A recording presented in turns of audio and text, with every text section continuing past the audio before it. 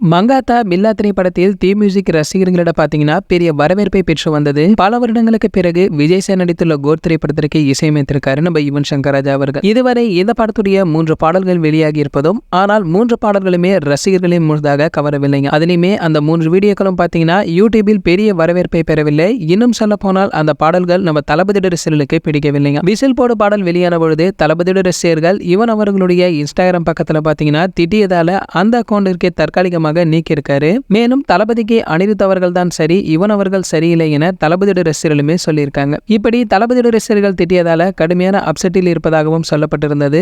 ஆனால் கோட் படத்துடைய பின்னணி இசையில் வெளுத்து வாங்கியிருக்காரு நம்ம யுவன் அவர்கள். ஒவ்வொரு காட்சியிலுமே பார்த்து இசையமைத்திருப்பதாகவும், எனவே பாடல்கள் வரவேற்பை பெறவில்லை என்றாலும் கூட பின்னணி இசையில் யுவன் அவர்கள் ஸ்கோர் செய்திருக்கார் என சொல்கிறது கோட் படக்குழு. இது நடக்குமா என்பதை செப்டம்பர் 5ஆம் தேதி தான் தெரிய வருமா. சரி, ஓகே. இது போன்ற தளபதி பற்றி வெளியாகும் அனைத்து செய்திகளை நீங்க உடனே தெரிஞ்சுக்க நம்மளுடைய தளபதி டாக்கீஸ் என்ன நம்ம சேனலை சப்ஸ்கிரைப் பண்ணிக்கங்க. பக்கத்தில் உள்ள பெல் ஐகானை கிளிக் பண்ணிட்டீங்கன்னா நீங்க நம்ம வீடியோவை மிஸ் பண்ணாம பார்க்கலாம்.